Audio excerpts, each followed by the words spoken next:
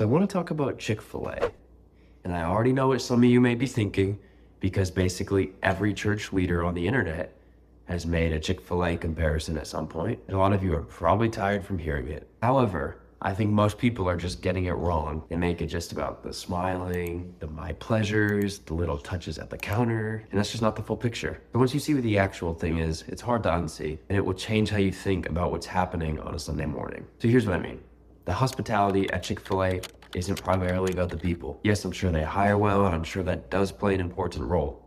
But lots of places hire well. The difference at Chick-fil-A is that somebody sat down and walked through every single moment a customer has with Chick-fil-A with that employee. The drive-through line, the person holding the iPad, the proactive condiments ask, all of it. We know none of that is accidental. Somebody decided in advance what each of those moments should look and feel like. And that's the part I see a lot of churches just messing up on. We tend to talk about hospitality kind of like it's just a vibe. Like, yes, it's about being warm, friendly, the kind of church that loves people. And we are and should be those things. But Chick-fil-A didn't necessarily out-friendly people. Instead, they turned hospitality into something you can actually run. Now, here's the part that really got me thinking.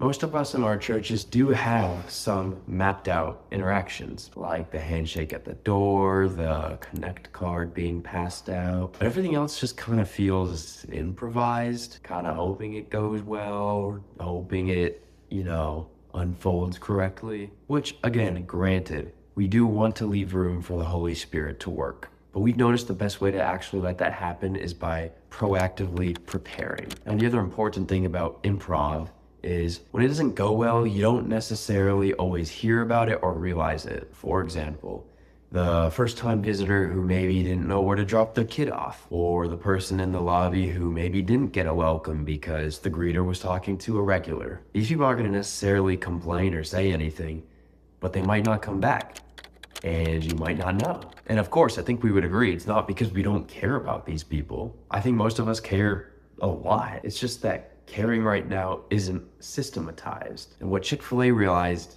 decades ago is that if they want the experience to be consistent, they can't just rely on people just being caring. You have to build something that holds up even when the manager isn't there. Now here's where it gets even more interesting, at least to me, and I've been sitting with this one for a while as well. The first interaction with Chick-fil-A used to be through the drive-thru or going through line.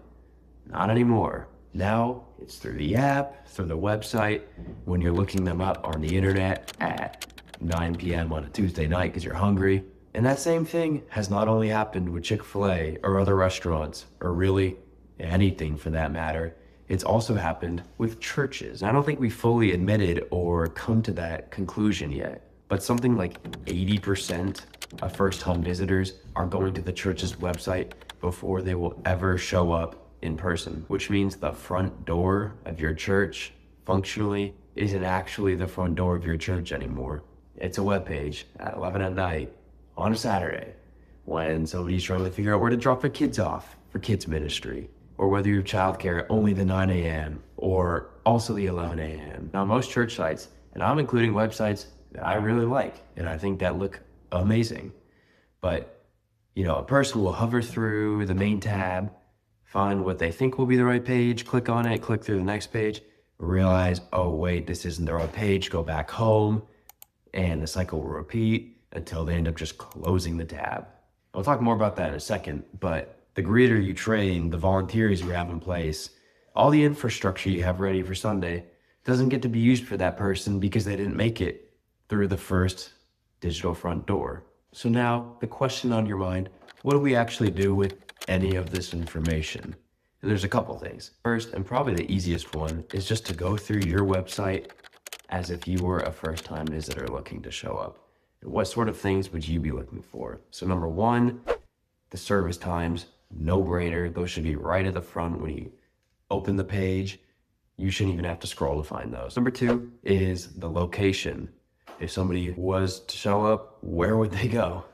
So that's both an actual address and maybe if your church has multiple buildings, which building they go in. Number three is some sort of welcome message, kind of paired in with core values and maybe a few people from your leadership team to kind of get an idea of what you guys stand for, what you guys believe, And that also, for some real bonus points, some proper pictures, not stock pictures. Nobody wants to see stock pictures, but of real pictures of your church as a community. People can feel at home and welcome when they see some of this stuff. Now, there's lots of other things that your church's website should have. And the problem then starts to become, okay, our church has all of this wonderful information, all these wonderful ministries, an amazing staff, plenty of ways for people to get involved, baptized. And for many churches, this is where they're at. They kind of have some of this stuff set up and ready to go. But the problem then becomes, okay, now there's so much information. How do we organize it? And also, how do we get people the answers they need right away? Your website blossoms into this oak tree-like structure with tons of drop downs and branches of all this amazing information. This is where Greetyr comes into play. Greetyr has essentially reimagined what digital communication and engagement looks like for a church by essentially replicating the experience of a greeter in person, how that would look online. So instead of starting from scratch, we took all the principles that a good greeter in person already has and just moved that over online. If you showed up in person and had a question about where your kids would go or who you talk to get baptized, you'd be met with a person who would be able to get you those answers right away. That same experience should be online as well. And for most churches, the information is there, but people either can't find it or it's hidden. Yeah, they can find the basics like service times and location like we talked about. So with Greetyr, built something unique and tailored for churches that is able to get your visitors and members the information they need right away based on your church's information, based on your church's values, based on what you do and don't want a greeter talking about, and also most importantly, able to help them take action. And that last part is really important to us because what we see with your traditional chatbot is that it's really just a glorified FAQ and doesn't really seek understanding or to truly help a person make a next step. So Greetyr, we've just flipped that around and pretty much completely reimagined what an interaction like that could look like and really designed Greetyr to be action-oriented to get that person towards their next step. So yeah, I hope this was helpful, and I'm sure I left out some important details. And if there's anything else your church is doing to, systematize communication and hospitality, I'd love to hear below in the comments. And if this sort of content is helpful to you, be sure to like and subscribe to get more of this. And I'll see you in the next one. God bless.